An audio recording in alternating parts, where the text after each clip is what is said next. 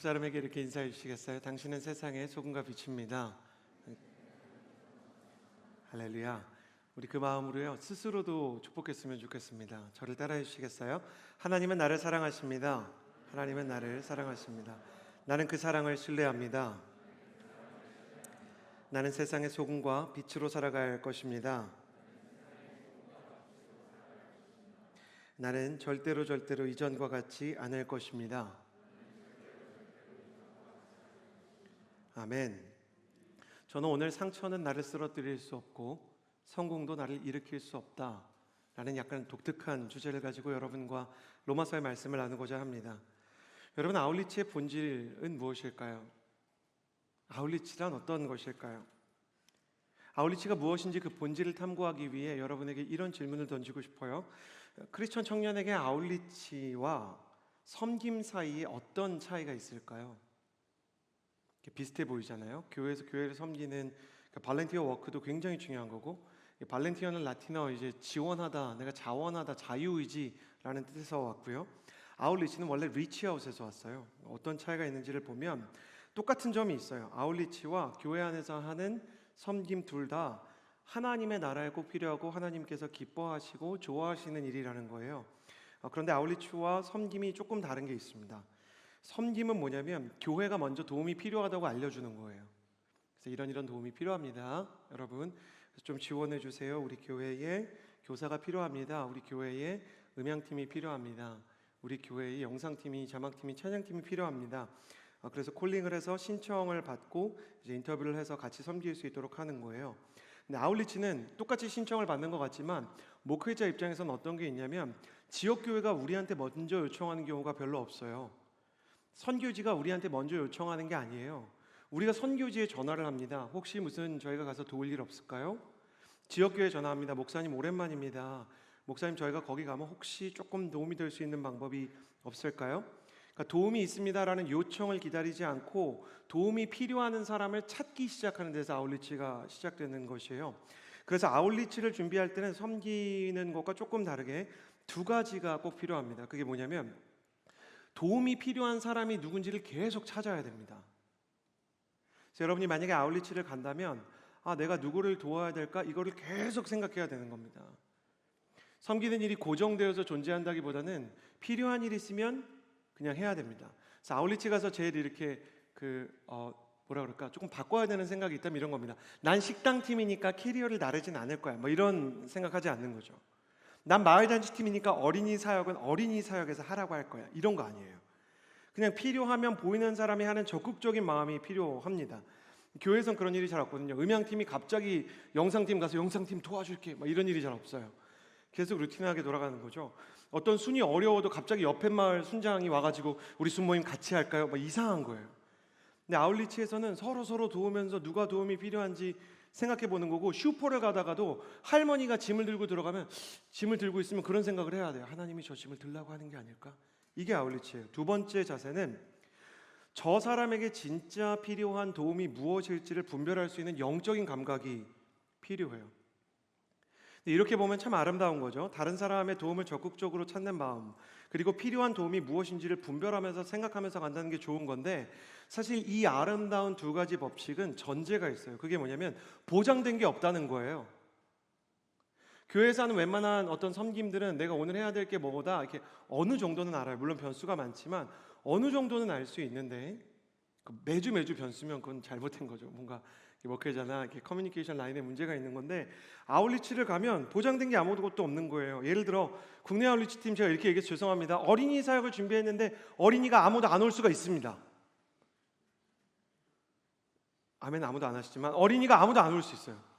마을잔치를 준비했는데 동네 어르신이 진짜 아무도 오시지 않을 수 있습니다. 우리가 섬기고 싶다고 그 지역에다 연락을 해서 거기 복음 전해야 되는 사람 있습니까? 이렇게 우리가 얘기를 해서 섭외했기 때문에 우리가 동네에 안 믿는 어르신 잡고 이럴 수 없잖아요. 우리가 지금 마을잔치를 준비했는데 어르신 왜 안 오세요? 이럴 수 없잖아요. 어린이들한테 너 여름 성경학교도 안 가고 이 지옥에 뗄까마 이럴 수 없잖아요. 이럴 수 없잖아요. 아니 누가 해달라 그랬습니까? 아니 충북 금산에 있는 어르신들이, 경상북도에 있는, 전라남도에 있는 어른들이 그 교회 동네에 사는 어른들이, 베트남에 있는 공산주의자권에 물들어 있는 불신자들이 우리더러 와달라 이렇게 한 거 아니지 않습니까? 그러니까 어떻게 하지를 못하는 거예요. 그래서 아울리치에서는 상황이 내 마음대로 돌아가지 않는 일이 허다합니다. 그리고 거기서 더 충격적인 게 있는데, 상황도 힘든데 같은 팀 안에서 사람이 마음 상하는 말을 할 때가 있는 거예요. 제가 이제 옛날에 식당팀을 섬기던 어떤 지체에 밤에 상담했던 적이 있는데, 제가 여러분처럼 대학부 때 아니 아궁이에서 식당팀 열심히 했더니 어떤 지체가 와가지고 야 너무 더운데 밥 좀 이따가 하면 안 돼? 그런 거예요. 근데 이 지체 너무 억울한 거죠. 네가 먹을 밥 하고 있는 거야. 그런 생각이 드는 거죠. 그때 이 자매가 향유 부은 여인 본문을 저랑 같이 큐티하면서 얼마나 많이 울었는지 몰라요. 마리아가 진짜 마음이 힘들었겠다. 아궁이에서 그 땀 뻘뻘 흘리면서 일하는 건 할 수 있었는데, 야 너무 더운데 좀 이따 하면 안 돼? 야 여기까지 더워. 나는 지금 부엌에 있잖아. 그 사람의 말도 내가 통제할 수 없고, 그리고 그 사역의 상황도 내가 통제할 수 없는 상황이죠. 우리는 잠깐 로마서 이야기를 하자면 종교와 신앙의 차이, 율법의 복음의 차이를 발견합니다. 종교와 율법은 어떤 걸 되게 중요하게 생각하냐면, 이런 상황에서 계산과 공식을 되게 중요하게 생각해요. 이 정도 하면 이 정도 받을 예상을 할 수 있지 않나? 그래서 아울리치가 굉장히 종교적으로 준비가 되고 아울리치가 굉장히 율법적으로 준비가 되면 리더십들이 끊임없이 예상하고 싶어해요. 아이들은 몇 명이 옵니까? 할머니는 몇 명이 옵니까? 그래서 목사님들이 당황하죠. 자기들이 온다고 이제 저를 통해서, 팀장들이 먼저 한 건 아니지만 목회자들이 섭외를 했는데 할머니는 몇 살입니까? 잘 걸으십니까? 이렇게 물어보면 몰라. 나도 그분이 올지 안 올지 몰라. 그러면 목사님한테 뭐라고 못하지만 불안한 거예요. 그래서 마음 가운데 예상되지 않는 아울리치가 진행되면 진행될수록 팀장들과 리더십의 마음이 불안하고 걱정되고 힘듭니다. 이렇게 열심히 준비했는데 결과가 안 좋으면 어떡하지? 이런 생각이 들어요. 종교적인 아울리치라는 것은 이런 겁니다. 율법적으로 헌신을 하고 섬기면 무언가 보상이 있어야 되는 겁니다. 내가 이만큼 했으니까. 근데 사람들이 알아주지 않으면 서운한 것이죠. 아울리치에 갔습니다. 근데 준비한 워십을 할 수가 없는 겁니다. 아울리치에 갔습니다. 마을 잔치와 어린이 사역에 사람이 오지 않을 수가 있습니다. 그러면 이때 보통 우리가 어떻게 이겨냅니까? 그러니까 우리는 리더십들은 이 어린이 사역을 준비했는데 어린이가 오지 않았어요. 그리고 마을 잔치를 준비했는데 어른이 오지 않았어요.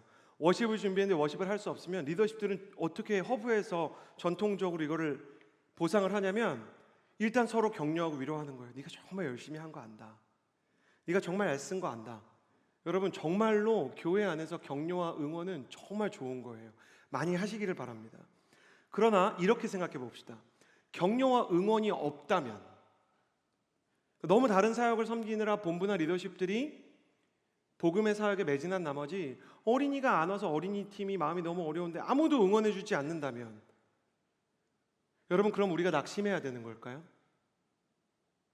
만약 우리가 그런 상황 속에서 낙심이 된다면, 위로와 격려가 없을 때 나에게 보상이 없는 느낌이 든다면, 우리는 우리 자신에 대해서 심각하게 좀 생각해 보아야 되는 것입니다. 나의 아울리치와 사역과 하나님을 향한 헌신의 보상은 사람의 말에 있는 게 아닐까. 격려하는 것, 다시 말씀드리지만 좋은 거예요. 근데 그게 없을 때 내 마음이 너무 허전하다면, 그건 내 마음을 한번 돌아봐야 되는 거예요. 제가 예전에 크리스마스 블레싱을 갔어요. 그리고 제가 데코팀을 맡았어요. 그리고 나서 트리를 만들었는데요. 저는 이렇게 약간 의지의 한국인이에요. 뭐든지 적당히가 없는 사람이에요. 그래가지고요, 트리를요, 그 교회 천장에 고를 대략 설정을 해서 답사를 한 다음에 천장에 정말 요만큼 남을 정도로 정말 대형 트리 있잖아요. 엄청 큰 트리, 높이가 한 10m 되는 트리를, 일으켜 세우기도 힘든 트리를 만들어서 정말 하루 종일 그거를 데코를 하고 성탄 데코를 했어요. 그리고 나서 이제 너무 뿌듯한 거예요. 목사님이랑 성도님들이 뭔가 좋아하는 것 같은 거예요. 근데 시간이 지날수록 제 마음이 너무 힘든 거예요. 왜냐하면 우리 팀도요, 그걸 내가 한지 모르더라고요. 그러니까 트리 너무 예쁘다 한마디 더 해주면 좋겠는데, 서진아 수고했어, 누가 얘기해 줬으면 좋겠는데 안 해주니까 이거 또 말하면 또 너무 없어 보이잖아요. 내가 했어, 그러긴 좀 없어 보이잖아요. 그러니까 트리 옆에 자꾸 있는 거예요. 제가 트리 옆에 자꾸 이렇게, 이거 내가 한 건데. 근데 아무도 알아주지 않는 거예요. 그래서 그 크리스마스 블레싱에서 너무너무 외로웠어요. 너무너무 속상했어요. 그래가지고 제가 예배를 드릴 때까지도 사람 때문에 마음이 어렵고 여러분, 그런 때 우리가 옛날부터 지금까지 하는 얘기가 있어요. 여러분 뭐라 그런지 아세요? 그때 마음속으로 교회나 세상이나 똑같아. 어쩜 이렇게 교회에 사랑이 없담? 뭐 이런 생각을 하는 거예요. 근데 이렇게 예배를 드리는데요, 목사님이 이제 설교를 하시는 거예요. 12월 24일, 25일 가잖아요. 근데 목사님 설교가 마구간에 나신 예수님이었어요. 아직도 잊혀지지 않아요. 밀양이었어요. 근데 목사님 설교하시는데 그러는 거예요. 예수님께서 세상에 태어나셨을 때 아무도 그 예수님의 탄생을 고귀하게 생각하지 못했습니다. 물론 동방박사와 목자들이 있었지만 그들조차도 예수님께서 정확히 어떤 분인지 알지 못했습니다. 예수님은 일평생 사실 어린아이 때부터 십자가에 돌아가실 때까지 제자들조차 그분이 어떤 마음과 어떤 생각으로 살아가셨는지를 이해하는 사람이 없었습니다. 그런데 예수님은 참 강인한 분이셨습니다. 그분은 외롭지 않으셨습니다. 왜냐하면 예수님께서는 하나님께서 당신의 모든 것을 이해한다는 것만으로도 충분했기 때문입니다. 하나님께서는 당신의 수고와 헌신을 아십니다. 그러는데 갑자기 너무 부끄러운 거예요. 종교는 사람의 보상이 필요해요. 그렇죠? 율법은 내가 한 만큼 누가 알아줘야 되는 거예요. 그래서 위로와 격려가 없을 때 억울하게 느껴지고 서운하게 느껴지는 거죠. 제 마음속에 내 마음속에 진짜 예수님을 향한 마음이 있었나?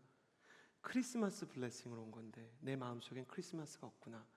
가슴이 너무 아팠어요. 또 우리가 어떤 경우에 아울리치를 갔다가 사역의 결과가 좋으면 감격을 느낄 수 있죠. 그러나 사역의 결과가 나쁘면 우리는 낙심해야 됩니까? 결과가 많은 것을 보여줍니까? 이것이 종교와 율법의 한계인 것입니다. 일의 성취와 사람의 인정이 종교의 뿌리가 되고 종교의 보상이 되는 것입니다. 그렇다면 로마서에서 계속해서 이야기하고 있는 율법이나 종교와 다른 신앙과 복음이라는 것은 어떤 것입니까? 하나님께서 우리에게 원하시는 신앙생활이란, 아니 하나님께서 우리에게 열어두신 복음의 길이란, 이미 우리에게 예수 그리스도를 통해서 하나님께서 부어주신 생명과 성령과 기쁨의 길은 어떤 것일까요? 오늘 말씀을 통해 사람의 인정과 일의 결과에 매이지 않는, 상처에도 쓰러지지 않고 성공에도 막 자고해서 막 일어나지 않는, 자만하지 않는 신앙에 대해서 나눠보고자 합니다. 21절을 통해서 우리 그 비결을 살펴보기를 원합니다. 21절 함께 읽겠습니다. 시작. 그러나 이제는 율법과 별개로 하나님의 의가 나타났습니다. 이것은 율법과 예언자들이 증언한 것입니다. 최초의 아울리치는 예수님의 아울리치였습니다. 오늘 말씀에서는 율법이나 종교가 아니라 하나님께서 정말로 원하는 신앙과 봉사와 선교와 생명의 길이 나타났는데, 그 모든 하나님의 의는 예수 그리스도 안에 있다 이거예요. 근데 이 예수 그리스도를 통해서 우리가 아울리치 이야기를 잠깐 해보면, 예수님은 종교와 율법을 넘어서 생명과 하나님의 의로 가득 찬 아울리치가 무엇인지를 보여주셨어요. 예수님이 오시기 전에도 우리가 아울리치 가는 것처럼 누가 요청한 거 아니었어요. 예수님은 심지어 저는 그래도 지역교회나 베트남이나 이런 현지에 전화는 하고 가거든요. 목사님 저희가 거기 가도 되겠죠? 그래서 요청은 없지만 그래도 예의를 갖추는 거예요. 근데 제가 지난주에 준우가 선교사님을 서빙고 커피숍에서 만났어요. 카운트다운 강사로 오셨었잖아요. 선교회 대표시고 정말 선교계 어른이신데 너무 마음이 이렇게 소년 같으세요. CGN TV에서 이렇게 촬영을 하셨는데 그냥 전화가 오셨어요. 이 목사 좀 나랑 놀아주면 안 돼? 그러시는 거예요. 그래서 제가 막 열심히 달려갔어요. 그랬더니 지오 선교회에서는 아울리치를 그렇게 보는데요. 여러분 진짜 한번 생각해 보세요. 실화입니다. 이번 여름에도 일어나고 있는 실화예요. 가는 비행기 표만 끊어주고 $100 쥐어주고 그냥 보내. 숙소도 없고요, 사역도 없고요. 제일 충격적인 건 돌아오는 비행기 표가 없어요. 그러니까 주님이 역사하지 않으면 그 땅에서 선교사로 강제로 사는 거예요. 그 제가 너무 충격적인 거예요. 그러면 지오 선교회 그래도 거기 선교사님도 많으시죠. 전 세계에 흩어져 있죠. 원칙이 딱 하나 있는데 아는 선교사나 아는 집사님, 성도님, 아는 친척한테 연락하면 절대 안 돼. 그래가지고 그런 아울리치 해볼 생각 없나? 저는 제가 갈 수 있어요. 저는 목회자니까 저 가라 그러면 정말 갈 수 있어요. 근데 제가 생때 같은 자녀 같은 여러분을 보내는 건 난 불안해서, 목사님 저 불안해서 안 될 것 같아요. 애들 그렇게 보내놓고 나면 얘네들이 어디서 자나 막 너무 불안할 것 같은데 선교사님이 웃으면서 씩 웃으면서 그러더라고요. 그러니까 그러면 목사가 서빙고에서도 똑같이 아울리치를 하게 돼 있어. 살아나고 막 기도하게 된다. 애들이 어디서 잘지 당신 기도 제목이야. 애들이 굶었다 그러면 당신이 무릎 꿇고 기도하게 돼. 절대 그쪽으로 송금할 수 없어. 그럼 못 돌아오면 어떡해요? 그런 적 없어. 하나님을 믿어야지 막 그러는 거예요. 그러니까 동의도 받지 않고 선교지에 가는 거예요. 근데 한 번도 그 아울리치에서 한 영혼을 만나지 못했던 적이 없대요. 근데 너무 충격적이에요. 예수님께서 이 땅에 오시기 전에 누가 예수님 와달라고 요청한 거 아니었어요. 심지어 아담과 하와가 처음으로 선악과를 먹었을 때 이미 창세기 3장 15절에 이 뱀이죠, 사단에게 너는 여인의 후손, 여자의 후손, 예수님을 얘기하는 거예요. 여자의 후손의 발꿈치를 상하게 할 거다. 그 예언이죠. 십자가를 지게 하지만 여인의 후손은 너의 머리를 밟을 것이다. 이렇게 얘기해요.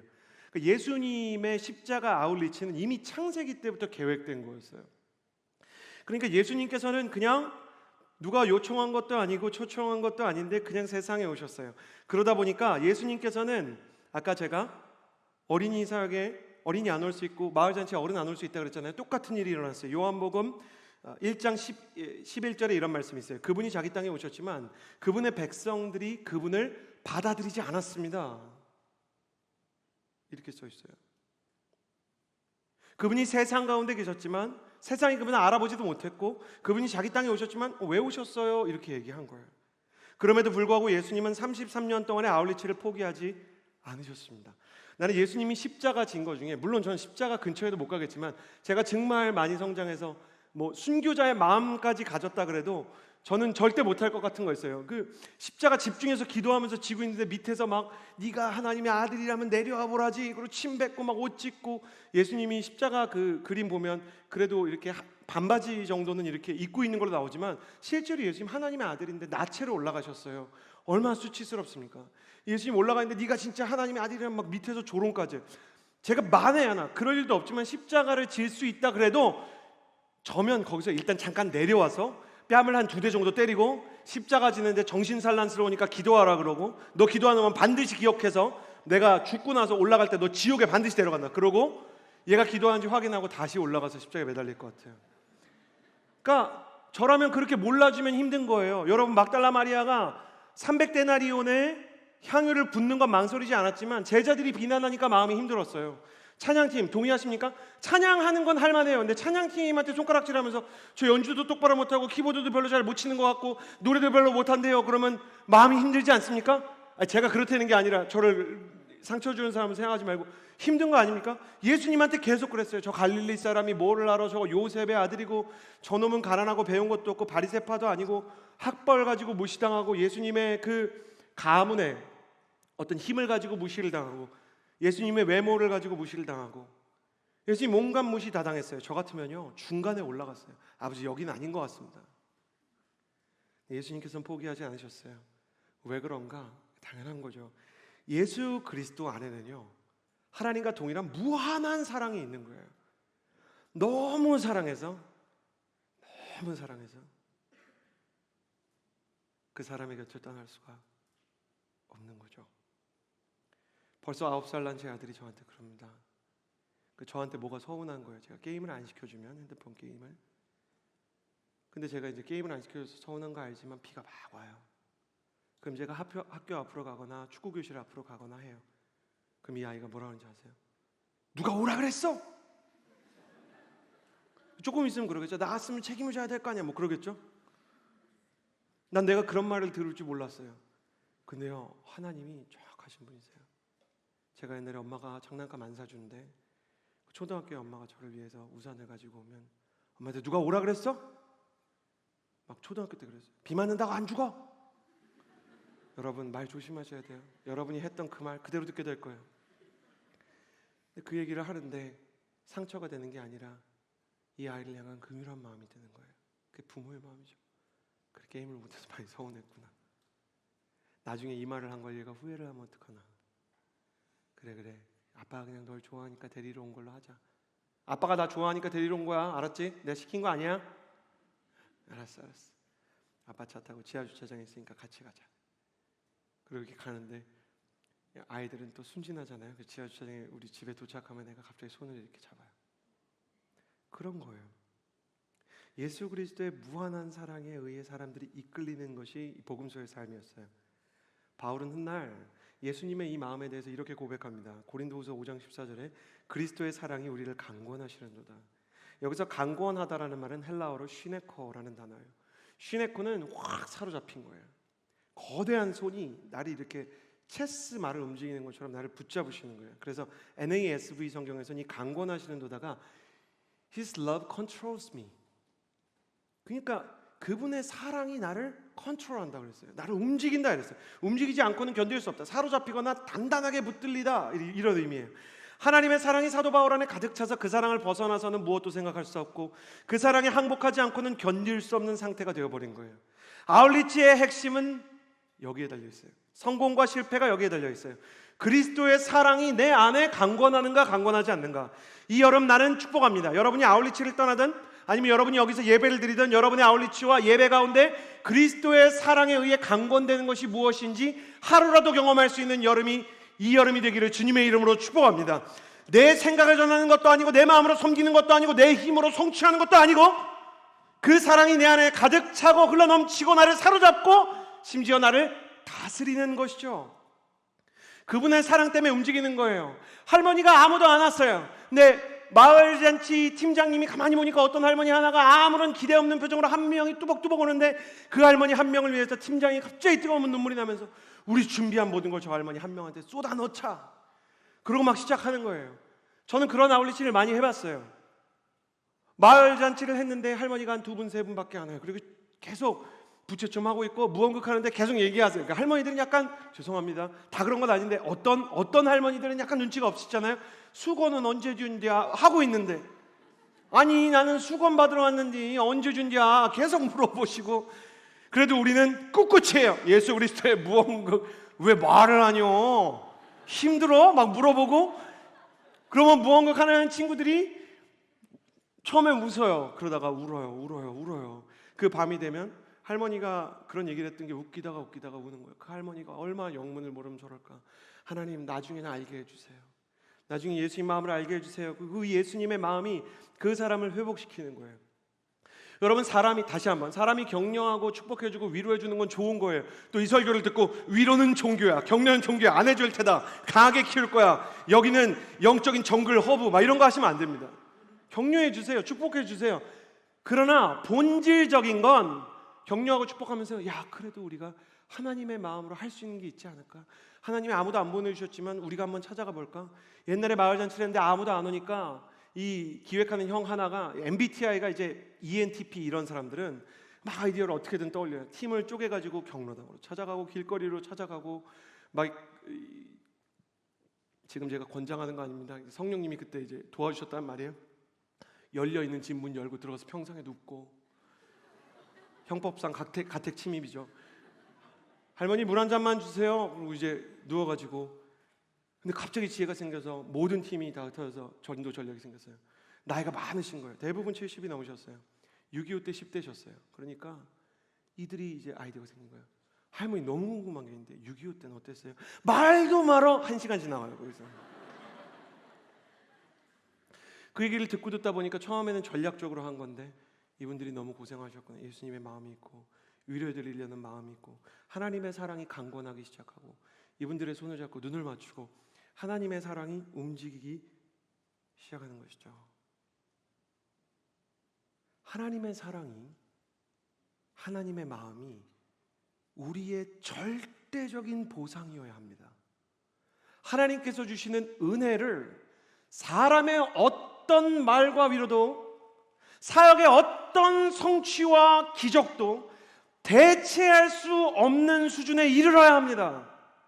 오직 주님 한 분의 사랑과 그분이 주시는 은혜 하나로 견딜 수 있다면 내 인생의 고난의 날도 내 인생의 상처의 날도 결코 나를 무릎 꿇릴 수는 없을 것입니다.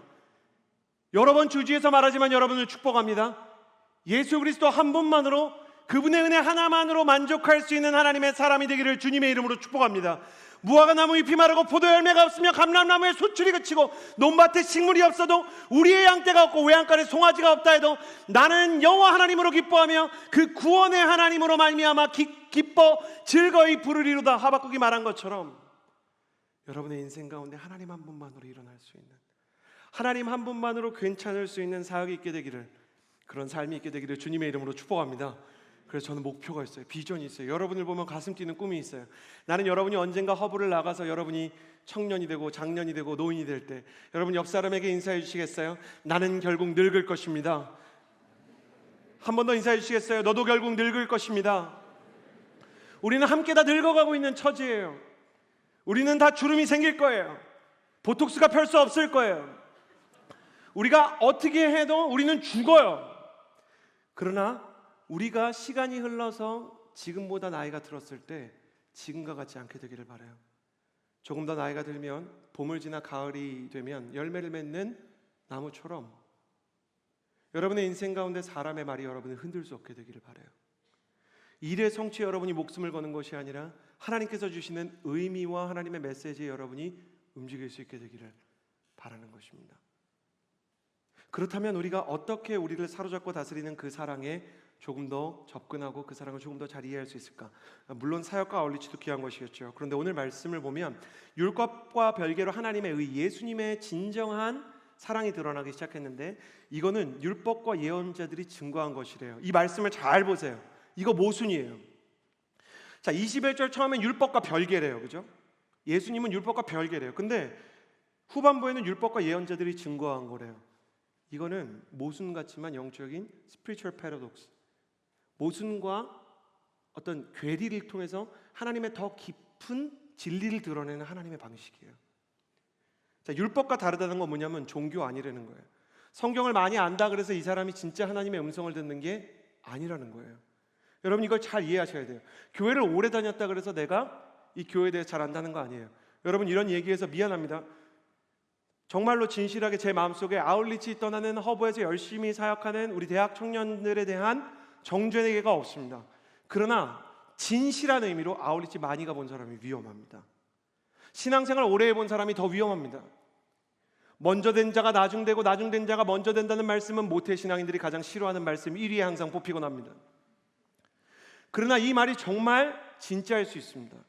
종교적으로 내가 많은 설교를 듣고 내가 많은 것을 섬겼다 그래서 이 예수 그리스도의 생명과 사랑을 정확히 이해한다는 거 아닙니다. 내가 만약에 사람의 말 때문에 지금도 상처받고 있고 사역의 결과 때문에 일희일비하고 있다 그러면 나는 아직도 무언가 부족한 점이 많은 것입니다. 그럼에도 불구하고 이 예수 그리스도에 대한 예언은 율법과 별개, 종교와 별개지만 기독교 안에서 하나님의 말씀 속에서 예언자들이 증거한 것이래요. 그건 뭐냐면 말씀 안에 사실은 훑어보고 가고 하나님의 마음이 없고 성령이 없으면 하나님의 뜻이 무엇인지 알 수 없지만 말씀을 자세히 보면 그 말씀 안에 하나님의 뜻과 하나님의 사랑이 담겨 있다는 거예요. 이건 어떤 거냐면 여러분 이렇게 진단하면 돼요. 우리가 예를 들어 아울리치에서 기도가 중요하다고 말합니다. 만약에 팀장들 다 세워놓고 팀장님 아울리치에서 기도 중요합니까? 안 중요합니까? 이렇게 물어보면 팀장님들 다 아멘 할 거예요. 그죠? 만약에 식당 팀장을 불러놓고 어린이 팀장을 불러놓고 말해도 똑같을 거예요. 기도가 중요합니까? 아멘. 사역보다 기도가 중요합니까? 아멘. 그럴 거예요. 근데 사실은 그렇지 않아요. 증명해 볼까요? 준비 기간 동안 우리가 아이들이 물총 싸움을 한다고 해서 현지 아이들이 물총 싸움에 광적인 반응을 보이면서 물총 싸움 꼭 해야 되겠다. 아이들이 50명이 등록을 했대요. 아이들이 물총 싸움에 대한 반응이 너무 좋대요. 근데 중국에서 출발한 물총이 도착을 안 해요. 아울리치 하루 남았어요. 생각만 해도 끔찍하죠. 그럼 비자에 걸립니다. 그럼 물총을 뭐 로켓 배송을 시키든지 남대문에서 사오든지 밤을 샙니다. 반면 중보기도 팀이 하루 중보기도 하지 않아도 팀이 모릅니다. 오늘 기도하지 않고 그냥 열심히 사역해도요 몰라요. 기도하지 않은 건 안심이 됩니다. 말로는 기도를 소중하게 여긴다고 하지만 실제로는 물총이 더 중요한 거예요. 기도보다 중요한 게 많을 때 기도는 능력을 잃고 성령님의 뜻이 분별하기 어려워집니다. 하나님은 인격적인 분이에요. 실제로 우리가 기도를 소중히 여기지 않으면 기다려 주십니다. 진짜 기도할 때까지 내가 좀 기다려줘야지. 얘기를 하자고 하지만 아직 얘기하고 싶지 않구나. 이렇게 생각하실 수 있죠. 말씀보다 사람의 말이 더 신경 쓰일 때, 그러니까 너무너무 힘든데 위로하는 사람이 없으면 막 낙심이 되고 성경을 읽어도 이 뭐야 안 읽어. 노아 할아버지는 아무도 알아주지 않았대. 누가 옆에서 얘기하면 그건 노아 할아버지고 일단 난 여자야 막 이러고 막 말도 안 되는 생떼 부리고 막 이렇게 생떼 부리기 시작하고 무슨 말인지 아는데도 알아 안다고. 근데 넌 꼭 이때 말씀 얘기해야 돼? 뭐 얘기하면 그러면 하나님 음성이 들리지 않는 거예요. 하나님께서 우리를 존중하셔서 잠시 기다리시고 물러가 계시는 거예요. 왜 하나님의 말씀 속에서 진짜 하나님의 음성을 듣지 않는가? 사실 우리가 말씀보다 소중한 사람의 소리가 너무 많기 때문이에요. 왜 우리가 기도하는데 능력이 나타나지 않고 하나님의 뜻을 분별할 수 없는가? 기도보다 물총이 중요하기 때문이에요. 그래서 우리는 금요일날 아울리치를 위해서 기도하고 토요일날 리더십 모임을 할 때 이와 같은 것을 나누면서 그런 얘기를 했어요. 여러분 오해하지 마세요. 복음은 여러분을 정죄하려는 게 아니에요. 단지 여러분에게 우리의 현재를 거울처럼 보게 하는 거죠. 당신이 잘못했고 당신이 하나님의 버림을 받는다는 얘기가 아니에요. 근데 인정할 수 있어야 돼요. 여러분 인정할 수 있겠어요? 하나님 나는 기도보다 사역이 좀 중요합니다. 하나님 나는 말씀보다 사람의 말이 중요합니다. 저를 보시겠어요? 이 자리에 앉아서도 몸은 예배를 드리러 왔지만 그런 생각하시는 분도 있을 거예요. 개조락기 신청할 걸 그랬나? 근데 토익 점수가 왜 그렇게 안 나왔지? 지난주에 내일 소개팅 나가야 되는데 오늘 소개팅인데 목사님이 소개팅에 대한 어떤 말씀을 해주려나? 몸은 여기 있는데 마음은 이후에 치러질 어떤 것들에 우리가 많이 움직여요. 그렇지 않습니까? 그거는 그러니까 너 진짜 나쁜다 이런 비난할 게 아니라 그냥 인정해야 되는 거예요. 내가 죄인이라 그런 거예요. 물론 하나님은 우리를 사랑하셔서 여러분이 소개팅할 때, 여러분이 계절학기 갈 때, 여러분이 화요일날 아울리치 갈 때 그때도 계실 거예요. 근데 여러분이 오늘 하나님의 음성을 듣고 싶고 오늘 성령님의 감격을 느끼고 싶잖아요. 그럼 오늘 만나셔야 돼요. 여기서. 그러려면 지금 예배를 예배답게 해야 돼요. 네, 하나님은 우리가 하지 못하는 것을 안타깝게 여기세요. 예수님이 제자들을 데리고 겟세마네 동산에 올라가셨어요. 근데 제자들이 겟세마네 동산에서 기도했습니까? 못했죠. 그러니까 예수님께서 이렇게 말씀하셨어요. 너희가 마음에는 원이로되 육신은 약하다. 참 위로되는 말씀이에요. 너네가 기도하고 싶은 마음이 없는 게 아닌 거 내가 알아 라는 뜻이에요. 너네가 말씀을 잘 듣기 원하고 예배의 감격 누리기 원하는 마음이 없는 거 알아. 여러분 오늘 예배에서 그런 분 있으세요? 나는 오늘 자기로 작정하고 왔어. 기쁨을 의자는 안락하지 이렇게 오셨어요? 나는 오늘 절대 패역한 마음으로 찬양 한 소절도 부르지 않을 거야. 내가 부르나 보자 이런 마음으로 오셨습니까? 마음 한 구석 어딘가는 기도하고 싶은데 은혜 받고 싶은데 근데 요즘에 영적으로 너무 안 좋지. 마음이 100%라 그러면 1%, 2%밖에 하나님한테 드릴 게 없으니까 죄송해가지고 이렇게 찬양도 잘 못하고 말씀도 잘 못 듣잖아요. 근데 하나님은 제자들이 다 누워서 자고 있었거든요. 그걸 보시고 비난하지 않으셨어요. 너네가 마음에 원이지만은 육신은 약하구나. 하나님 우리한테 그렇게 말씀하실 거예요. 너가 마음으로는 성령의 법을 따르기 원하는 마음이 없는 건 아닌데 네가 육신이 약해서 그렇구나. 그래서 설교를 통해 말씀을 통해 다시 얘기하시는 거예요.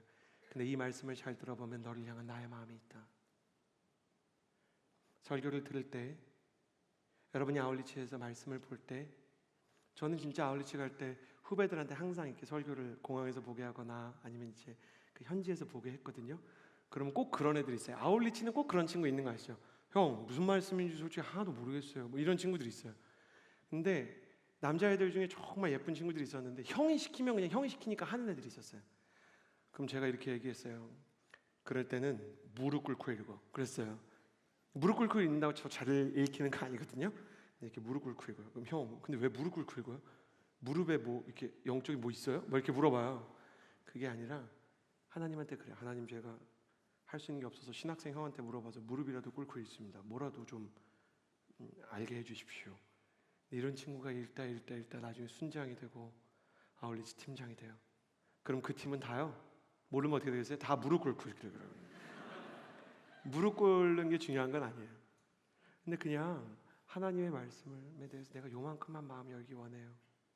하나님, 내가 들을 수 있는 건 이게 전부예요.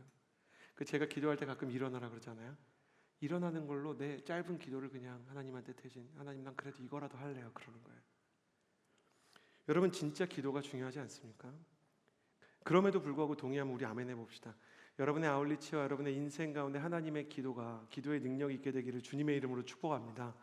여러분이 아울리치를 갈 때, 여러분이 사역을 할 때, 여러분이 전공을 선택하고 비전을 선택할 때 기도하면서 그 발걸음을 옮길 수 있는 사람이 되기를 주님의 이름으로 축복합니다. 기록된 말씀 속에서 하나님의 음성을 듣게 되기를 주님의 이름으로 축복합니다. 말씀을 읽을 때 하나님의 사랑을 느낄 수 있게 되기를 주님의 이름으로 축복합니다.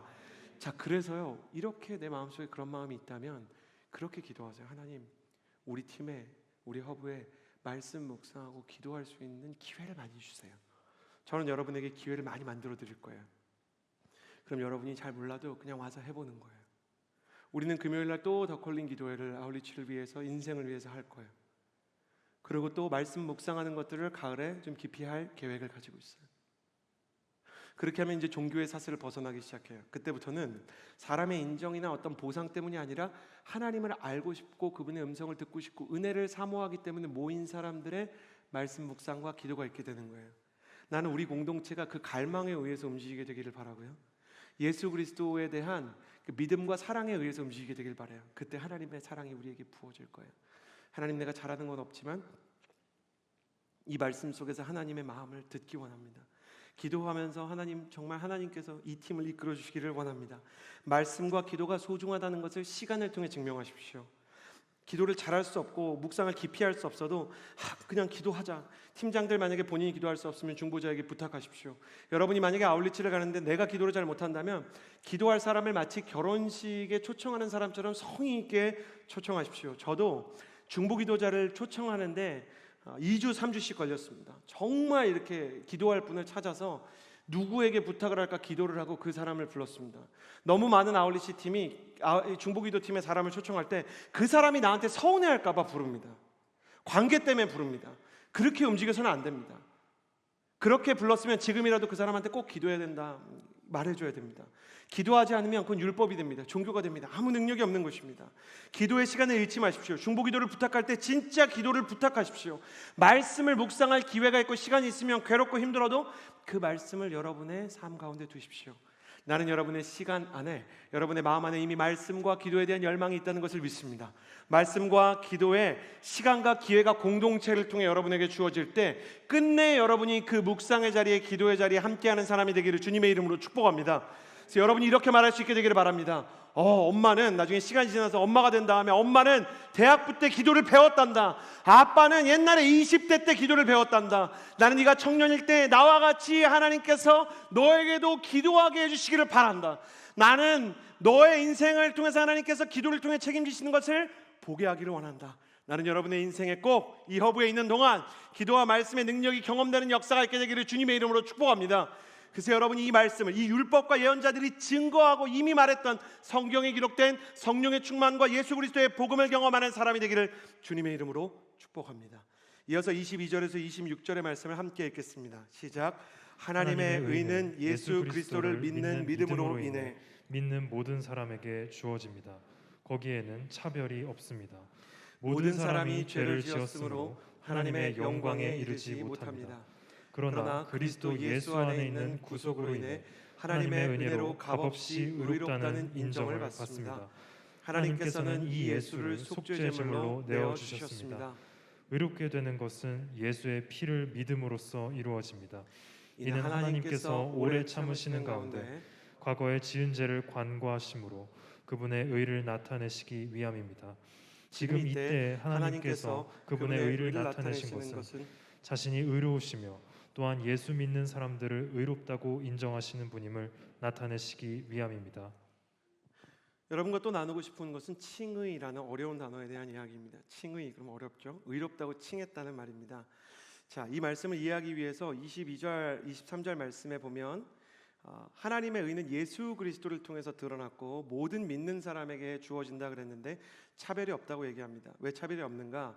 23절을 보면 모든 사람이 죄를 지어서 하나님의 영광에 이르지 못한다라고 되어 있기 때문입니다.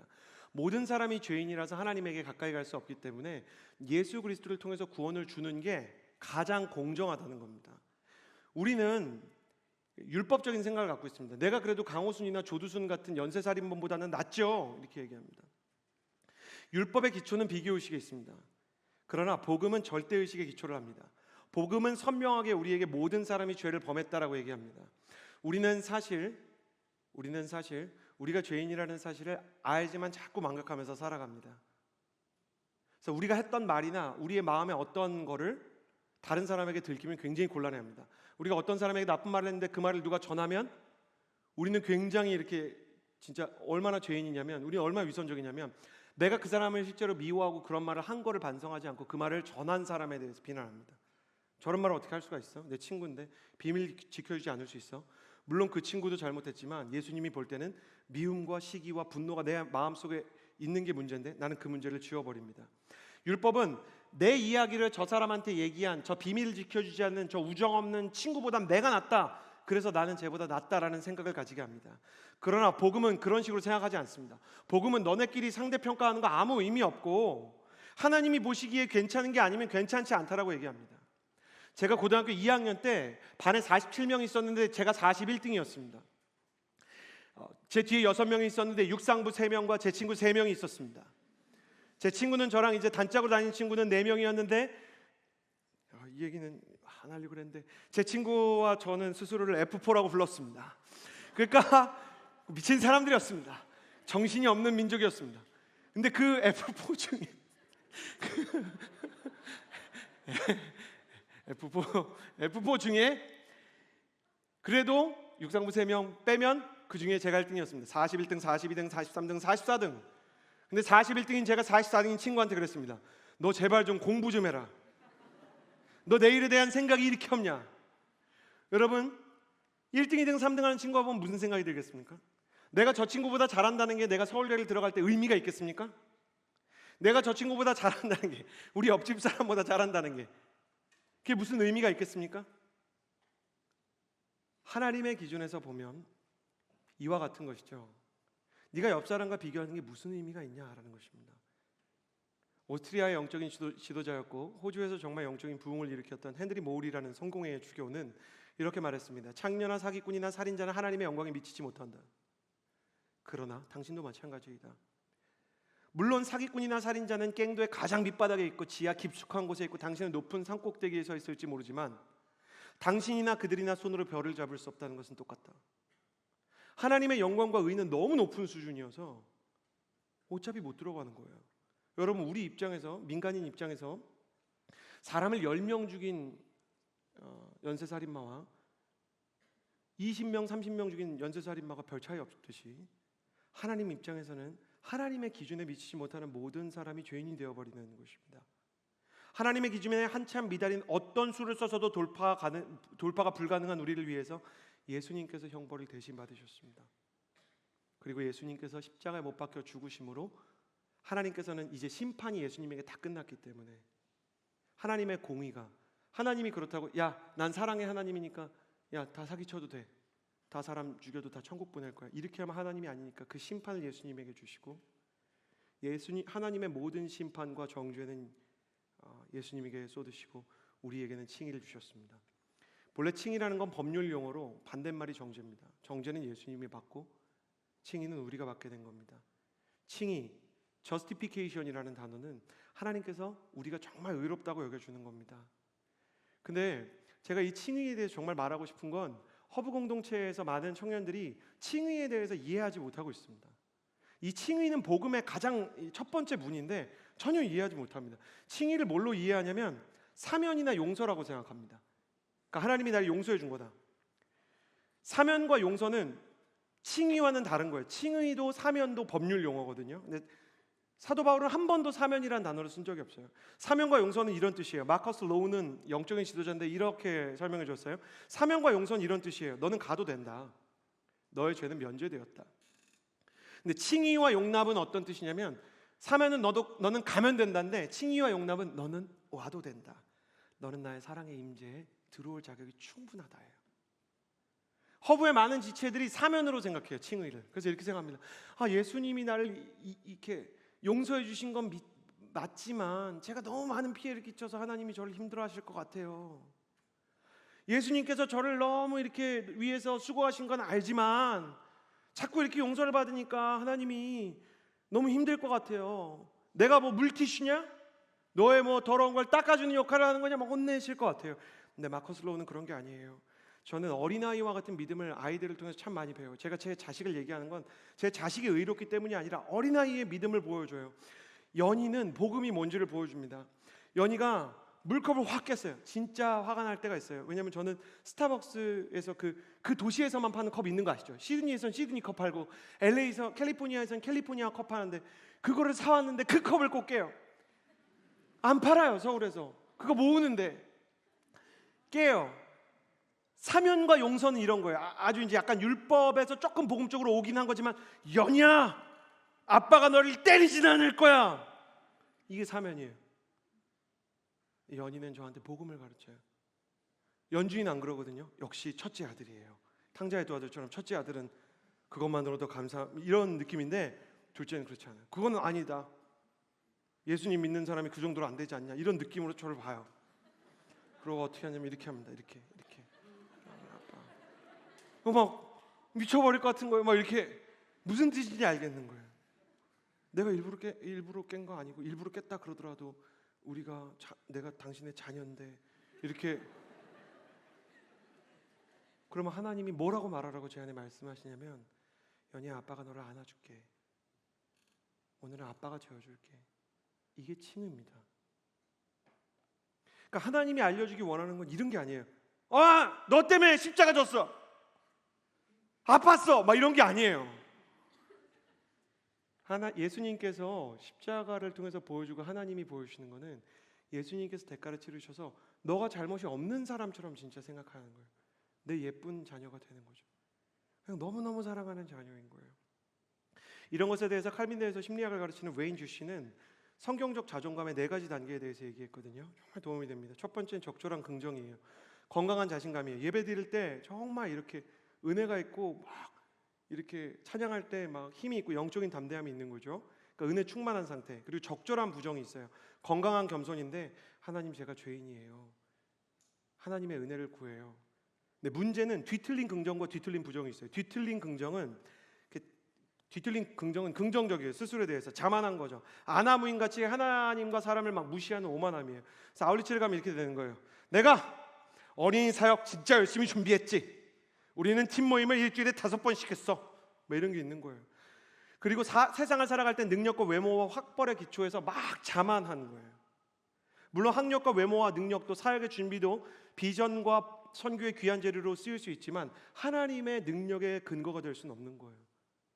하나님이 은혜를 주셨냐 안 주셨냐와 다르게 내가 가진 것, 내가 수고한 것을 자랑하기 시작하는 건 문제가 되죠. 뒤틀린 부정은 뭐냐면 자책이에요. 뒤틀린 긍정은 자기를 막 학대하고 정죄해요. 사단이 계속 그런 마음을 주는 거예요.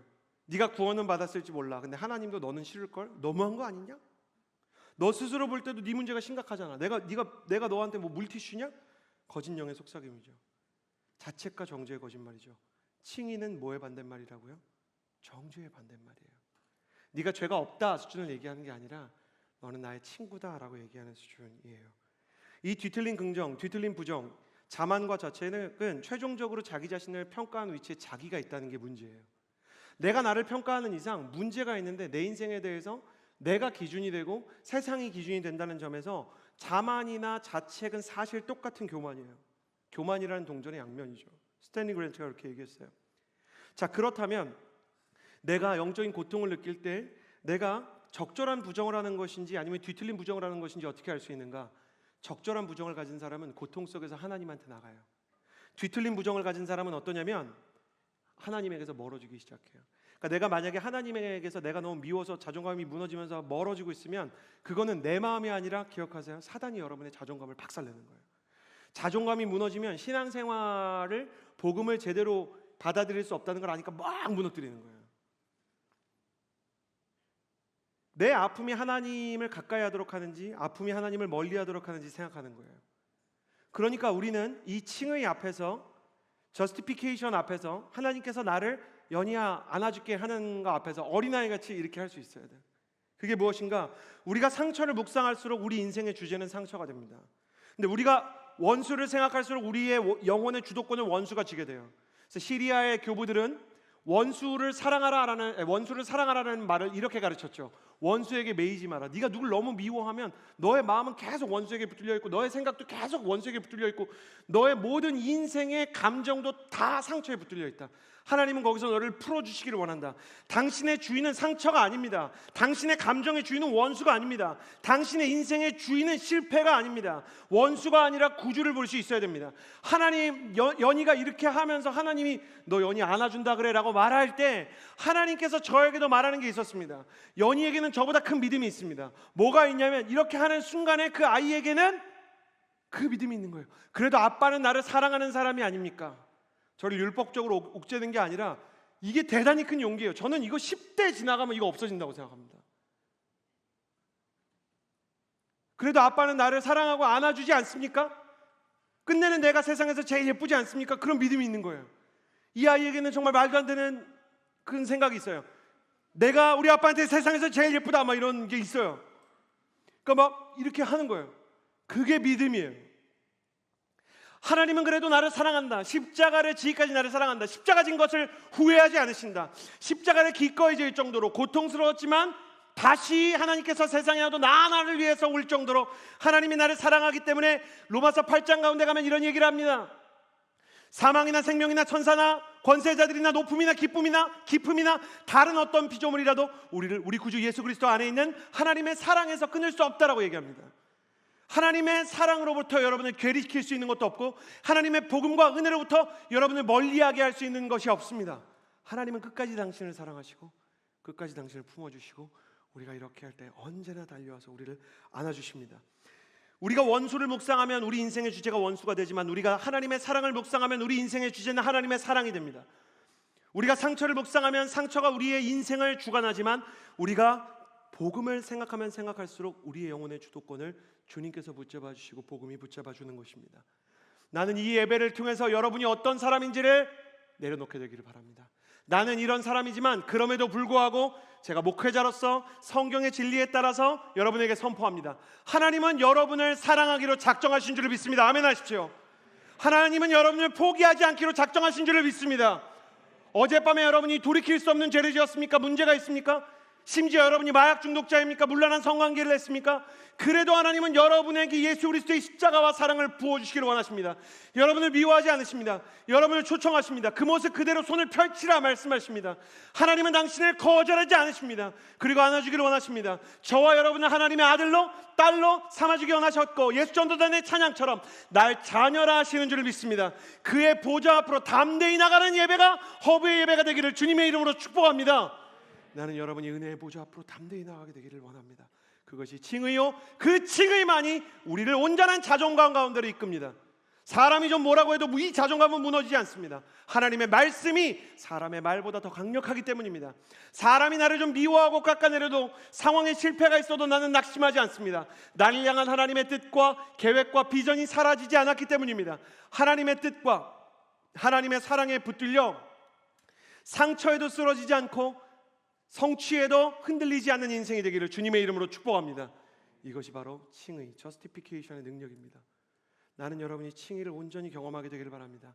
이미 이 길을 걷고 있는 사람에게는 이런 일이 일어날 것입니다.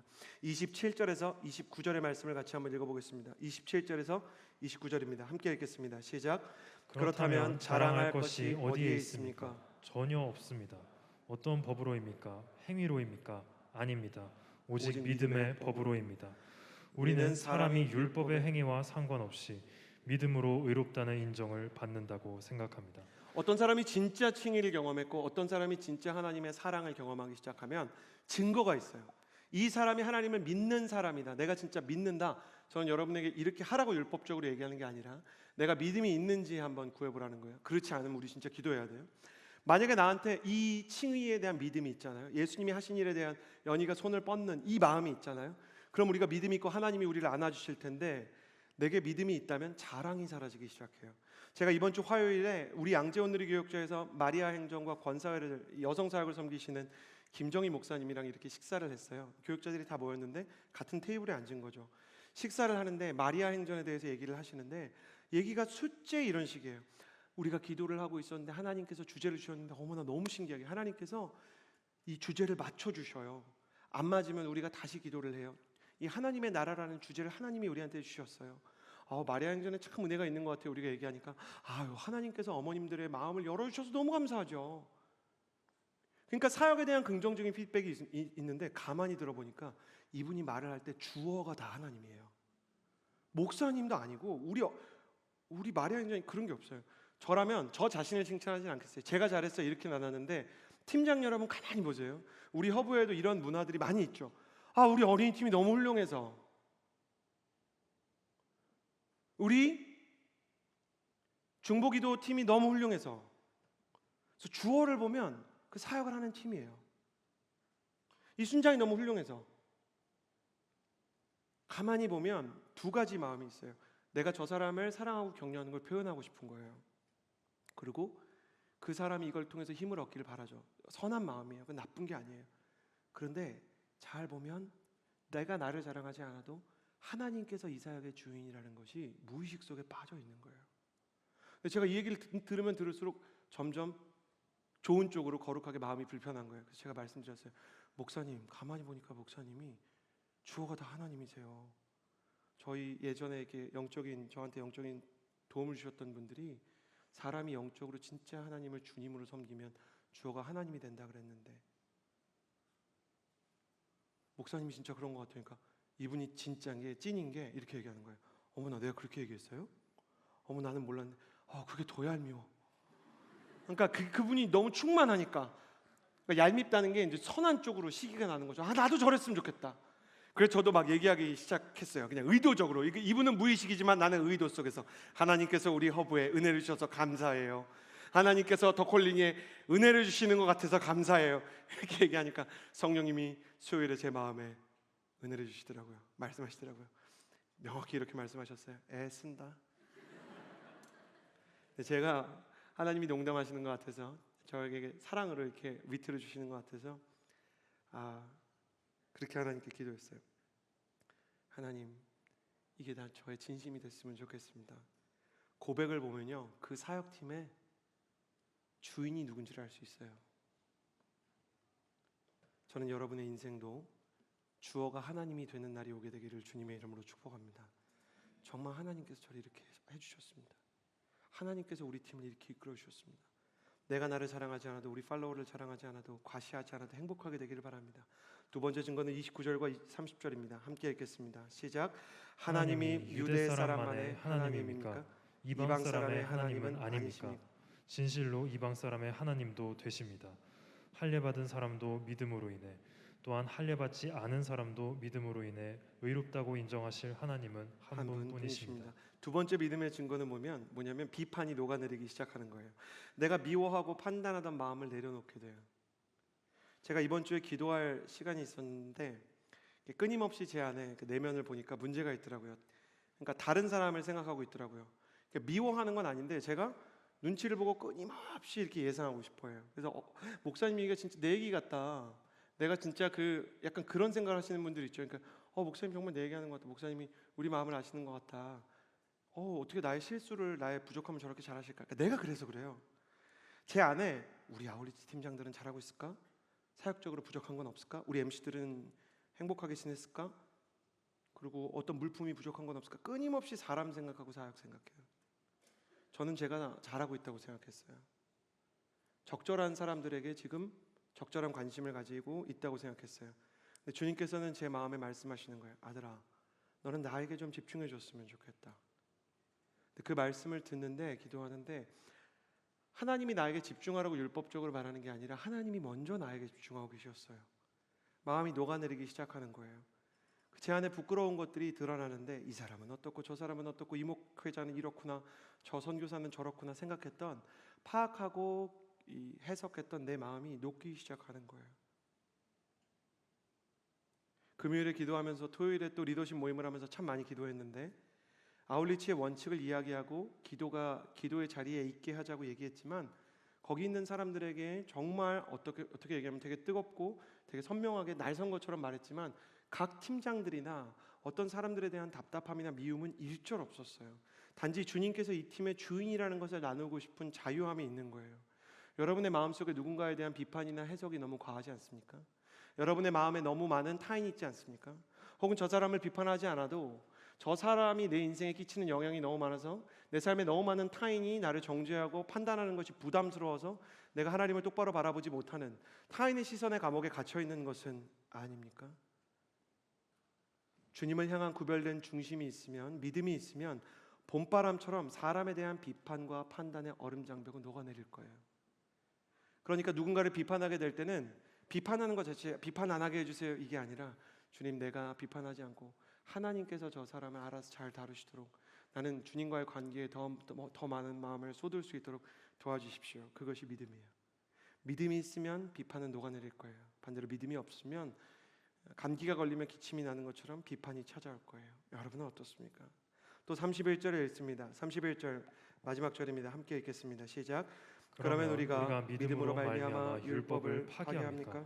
결코 그럴 수 없습니다. 오히려 우리는 율법을 굳게 세웁니다.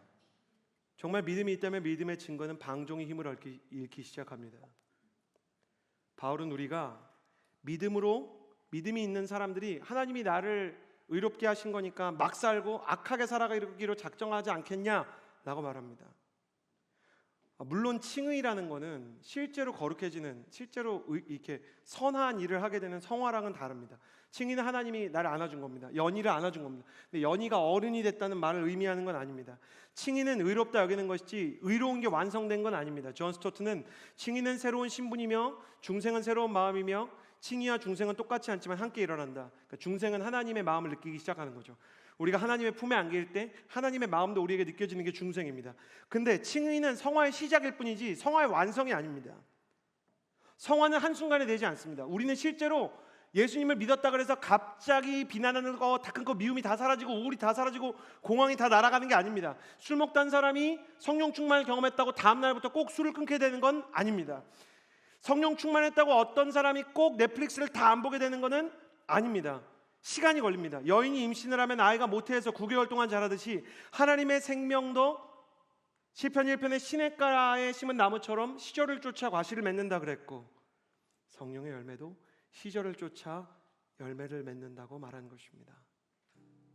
영혼도 시간을 앞지르지 않습니다. 나는 하나님이 제일 좋은 것이 하나님이 우리를 보면서 조급해하지 않으십니다. 제 딸 연희는 일어날 때 참 많이 넘어지고 이렇게 쓰러지는 아이였습니다. 유독 다른 아이보다 이렇게 기저귀를 찬 채로 많이 주저앉았습니다. 그도 그럴 것이 연희는 동 나이대에 체중 상위 0.3%였기 때문에 자기를 지탱하는 게 쉽지 않았던 것 같아요. 넘어질 때마다 그 아이가, 모든 아이가 그런데요, 아빠를 이렇게 쳐다봐요. 그러니까 나 지금 실수했죠? 그거예요. 근데 대부분의 부모가 어떻게 해줍니까? 잘했어 일어나려고 한 거 예뻐. 그 마음속엔 두 개가 있는 거예요. 일어나지 못하지만 일어나려고 애쓰는 그 애가 너무 예쁘고, 넘어지지만 그 아이가 일어날 것을 믿는 거예요. 하나님이 이 아이를 일으키시는 때가 온다는 걸 믿는 거예요. 하나님은 왜 조급하지 않으실까요? 저를 보시겠어요? 하나님은 우리를 믿기 때문에 그래요. 내가 하나님 믿는 게 아니라 하나님이 나를 믿는 거예요. 하나님이 이렇게 말씀하셨잖아요. 너희가 내 안에 있고 내가 너희 안에 있으면 열매 맺는다고. 난 그거 믿는다 그랬잖아요. 하나님은 자신이 믿지 않는 걸 얘기하지 않으세요. 그러므로 완전하지 않은 나를 정죄하지 않는 거예요. 정죄도 힘을 잃고 방종도 힘을 잃고 조금씩 나의 인생이 변해가기 시작하는 거예요. 하나님은 있는 그대로 우리를 사랑하시지만 있는 그대로 우리를 내버려 두지 않으시고 맥스루 퀴도의 말처럼 사랑 안에서 우리를 변화시켜 가세요. 율법은 이상과 완전을 기준으로 사람을 정죄해요. 우리 안에 스스로 그런 마음이 있어요. 오늘은 기도하지 못했어. 큐티하지 못했어. 오늘은 정말 목사님의 말을 들어보니까 난 중보기도 팀을 업신여기는 팀장이었어. 잘못 생각하면 난 팀장을 지금 내려놔야겠어. 극단적이에요. 허브 여러분, 너무 좋아요. 너무 순수해요. 근데 왜 뭐 아니면 돕니까 자꾸? 그게 아니라 복음 안에서 내가 이런 부족함이 있구나 직면하고, 하나님 내가 지금이라도 성장하고 변화되기를 원합니다. 며칠 안 남았지만 정말 아울리치에 대해서, 내 인생에 대해서 변화되기를 원합니다. 주님의 사랑이 나를 강권하시고, 주님의 칭의가 나를 안아주시고, 주님의 믿음이 나를 세우는 것을 경험하게 되기를 원합니다. 나는 주님과 같은 마음으로 여러분을 축복할래요. 저는 여러분의 삶의 변화와 성장이 반드시 임할 것을 믿습니다. 여러분은 사랑의 열매를 맺게 될 것입니다. 여러분이 잃었던 예배의 기쁨을 회복하게 될 것입니다. 여러분은 사랑과 화평케 될 것입니다. 성령의 열매를 말합니다. 오래 참게 될 것이고, 자비하게 될 것이고, 양선하게 선한 마음을 가지게 될 것이고, 충성과 온유와 절제를 가지게 될 것입니다. 여러분은 끝내 성령의 열매를 맺고 이전과 다르게 될 것입니다. 그래서 저는 여러분과 설교 전에 늘 이렇게 나누는 것이죠. 당신은 절대로 이전과 같지 않을 것입니다. 방종과 이 정죄가 진짜 믿음이 있으면 힘을 잃게 될 것입니다. 만약 여러분이 그렇지 않다면, 정죄와 방종 속에 있고 비판과 자랑으로 물들어 있다면, 주님 저 믿음을 잃어버렸나 봐요. 다시 믿을 수 있도록 나의 마음을 붙잡아 주세요. 우리 그런 마음으로 기도했으면 좋겠어요. 이 시간에 함께 찬양했으면 좋겠는데요. 나의 하나님이란 찬양이에요. 나는 나의 의와 율법으로 좀 살아온 것 같은데, 하나님의 은혜와 하나님의 칭의와 하나님을 향한 믿음으로 일어나고 싶어요. 그런 분들 자리에서 좀 일어나 주시겠어요? 나는 다시 기도하고 싶고 하나님의 사랑으로 살고 싶어요. 나는 사람의 말 때문에 흔들리지 않기를 원하고, 무슨 사역이 잘 되고 안 되고 때문에 내 마음이 이리로 저리로 휘청이지 않게 되기를 바라요. 사람이 나를 어떻게 대하고, 목회자가 나를 어떻게 대하고, 사역의 결과가 나를 어떻게 대하는지에 나는 몸빼면서 율법적이고 종교적인 신앙을 갖고 싶지 않아요. 우리 그런 마음을 가지고 하나님을 향한 마음으로 이 찬양을 같이 불렀으면 좋겠습니다. 나의 사랑, 나의 사랑, 너는 어여쁘고 참 귀하다. 어느 보석보다 귀하다. 내가 사랑스럽지 않을 때 너를 온전히 사랑하고 너와 함께하려 내가 왔노라. 주의 사랑, 이 사랑은 결코 변치 않아. 모든 계절 돌보시. 푸른 마르고 꽃은 시드나 사람의 말은 있을 수도 있고 없을 수도 있으나 주님의 말씀은 변하지 않으십니다. 실수가 없으신 주만. 주님의 나라와 주님의 나라와 뜻이 나의 삶 속에 임하시며 주님 알기를, 주만 보기를 소망해. 거룩히 살아갈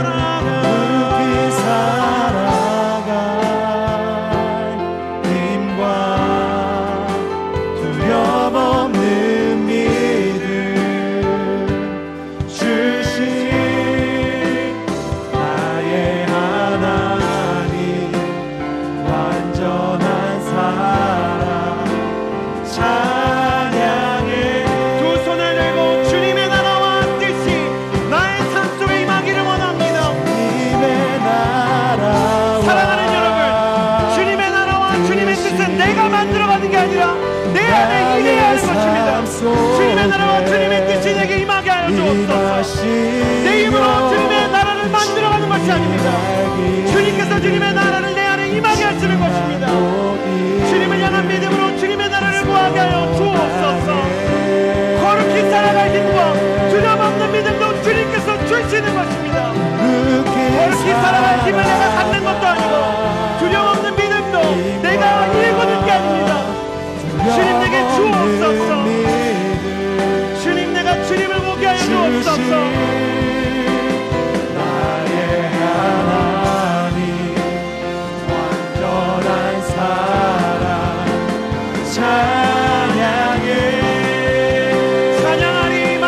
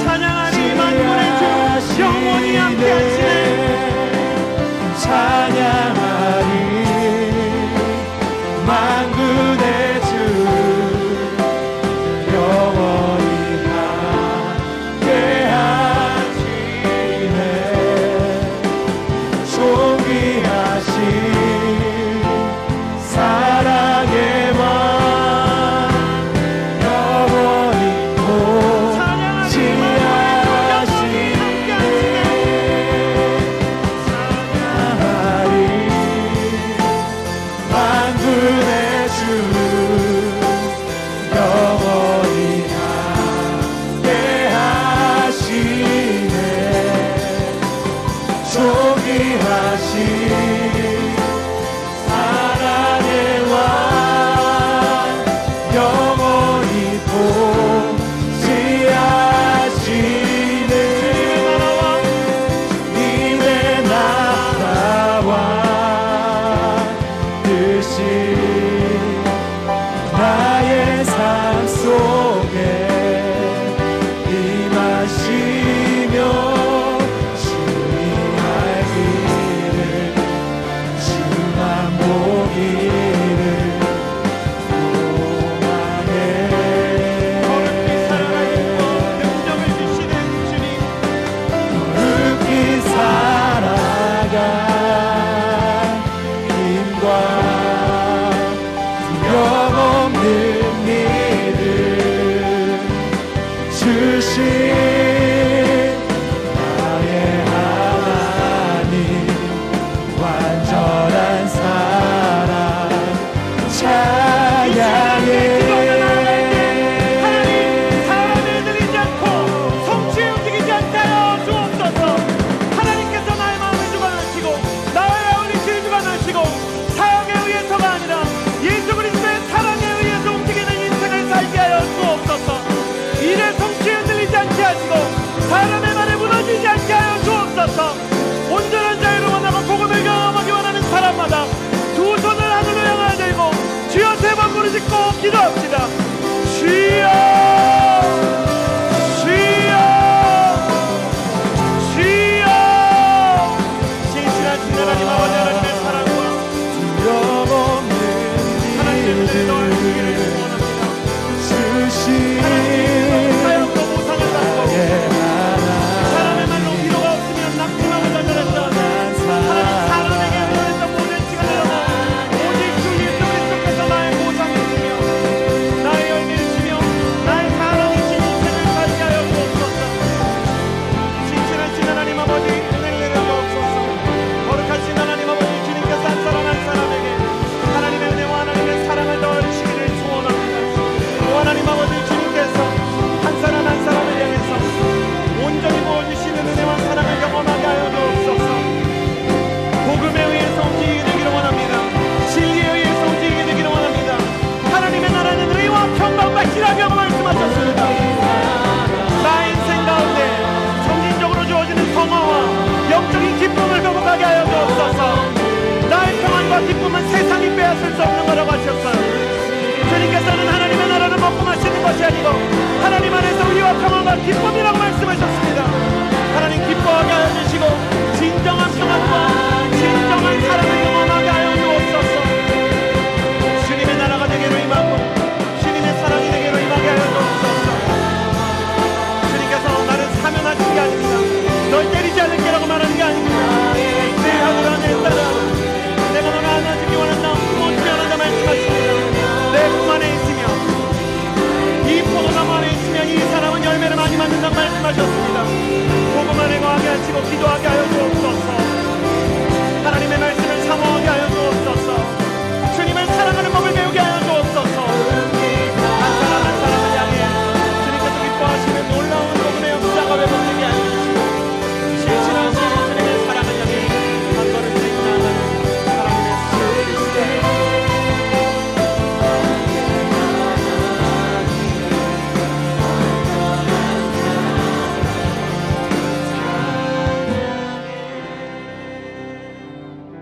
여러분, 사도 바울은 하나님의 나라는 먹고 마시는 데 있지 않고 성령 안에서 의와 평강과 희락이라고 말했어요.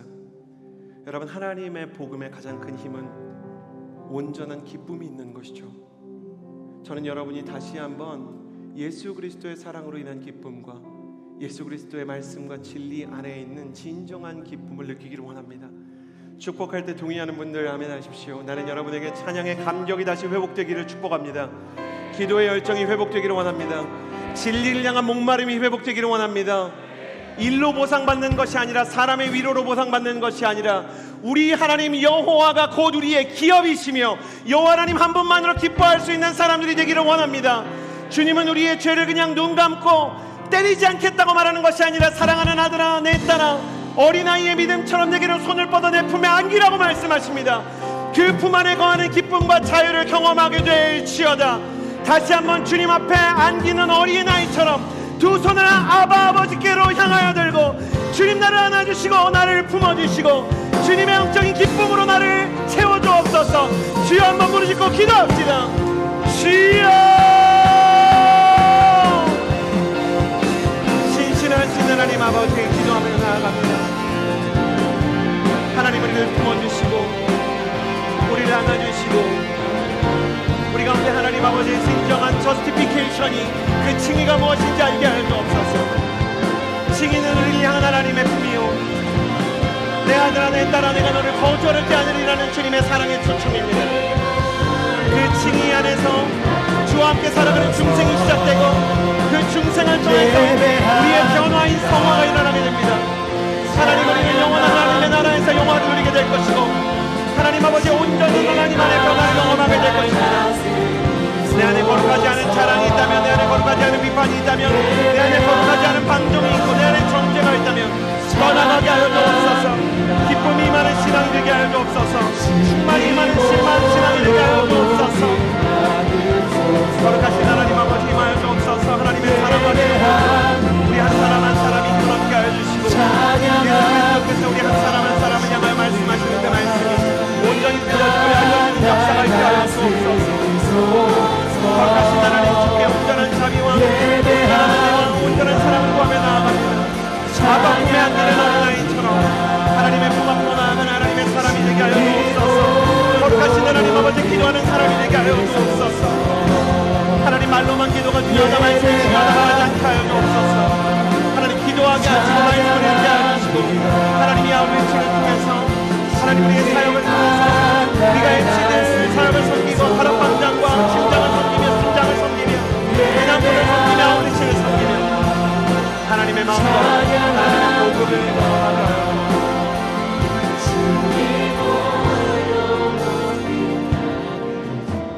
마지막으로 기도하며 나아갈 때 하나님 내가 말로는 기도가 중요하다고 이야기했지만 기도하지 않았고 하나님 내가 말로는 하나님의 말씀이 중요하다고 여겼지만 실제로는 내가 말씀을 읽지 않았습니다. 하나님 내 안에 기도하고 싶은 마음이 없는 거 아닌 거 아시죠? 하나님 내 마음속에 정말 말씀을 깨닫기 원하는 마음이 없는 건 아닙니다. 근데 저에게 다른 것들이 너무 중요했고 다른 것들이 나를 너무 눈치 보이게 했습니다. 그래서 나는 죄인이고 나는 연약한 자입니다. 그러나 하나님 성령의 은혜를 부어주셔서 내가 기도하게 하여 주옵소서. 내가 말씀의 사람이 되게 하여 주옵소서. 기도할 때 은사를 부어주셔서 기도할 수 있는 열의가 나게 하여 주시고 기도할 때 하나님의 음성을 듣게 하시고 말씀을 들을 때 기록된 말씀 속에서 살아계신 하나님의 음성을 듣게 하여 주옵소서. 진리와 함께 기뻐하게 하시고 진리가 너희를 자유케 하리라는 말씀이 어떠한 의미인지 온전히 깨닫게 하여 주옵소서. 말씀의 사람이 되기 원하는 자마다 기도의 사람이 되기 원하는 자마다 한 손은 가슴에 한 손은 하늘로 향하여 들고 기도하며 나아갑시다. 기도하겠습니다. 하나님 아버지 기도하며 나아갑니다. 거룩하신 하나님 아버지 하나님 내가 말씀의 사람이 되기를 원합니다. 하나님 내가 정말로 하나님 앞에서 진리와 함께 기뻐하기를 원합니다. 예수 그리스도의 은혜로 말미암아 하나님 우리가 하나님께 초청을 받았습니다. 하나님 우리가 우리의 모든 죄와 우리의 모든 허물과 우리의 모든 죄악을 불구하고 우리를 사하시는 하나님을 만났습니다. 하나님은 강도와 같은 자도 고쳐주십니다. 하나님은 온전한 자유를 경험하게 하십니다. 사랑하게 하여 주옵소서. 예배하게 하여 주옵소서. 하나님 목회자가 기도하게 하여 주시고 하나님 MC들과 멘토님과 하나님 우리 양육 리더십들과 사역 리더십들이 예배하게 하시고 기도하게 하여 주옵소서. 대낮불을 섬길 때 선교사님의 자녀를 위해 기도하게 하여 주옵소서. 선교지로 갈 때 그 땅을 위해 기도하게 하여 주옵소서. 하나님 보장된 것이 아무것도 없습니다. 아울리치로 내 인생도 보장된 것은 오직 주님의 약속뿐입니다. 푸른 마르고 꽃은 시릅니다. 주님의 말씀과 주님의 약속 안에 살아가게 하여 주옵소서. 주님 나를 고쳐봐 주시고 나를 고쳐주시고 나를 새롭게 하여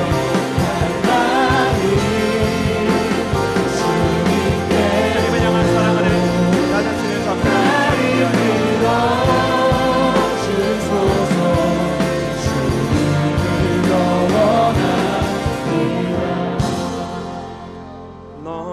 넘쳐나는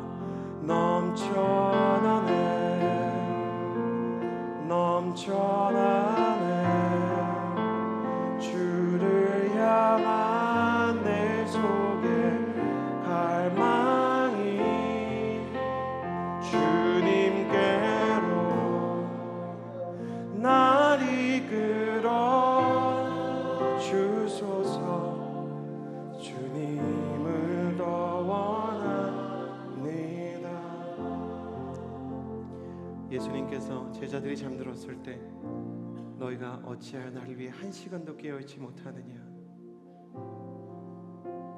예수님께서는 제자들에게 실제로 60분도 기도하지 못하느냐고 제자들에게 예수님의 아쉬운 마음을 비추셨지만 다시 기도하다 돌아오셔서 마음은 원인데 육신이 약하구나 이해해 주셨습니다. 마음이 연약하고 또 육신이 연약하여 기도하지 못하는 우리를 불쌍히 여겨주십시오. 사람의 마음에 흔들리는 저와 우리 성도님들을 불쌍히 여겨주십시오. 우리는 오직 예수 그리스도의 십자가를 힘입어 용기를 내기를 원합니다. 예수의 피를 힘입어 성소에 들어갈 담력을 얻기를 원합니다. 우리가 7살짜리 어린아이처럼 아버지께 손을 뻗고 그 품에 안겨 그분이 내 안에 내가 그분 안에 거하기를 원합니다. 성령의 충만과 그 사랑이 나를 변화시키는 온전한 성화와 그 거룩한 칭의를 경험하게 하여 주옵소서. 이제는 우리 구주 예수 그리스도의 은혜와 하나님의 사랑과 성령의 교통하심이 우리 가운데 예배하며 나아가는 주의 모든 자녀들, 특별히 주님 앞에서 기도하기 원하는 마음이 있으나 기도하지 못했던, 그렇기 때문에 더욱 성령과 복음과 칭의의 능력을 갈망하는 은혜의 목마른 예수 그리스도의 예배자들 머리 위에 이제로부터 영원토록 함께하여 주시기를 간절히 축원하옵나이다. 아멘.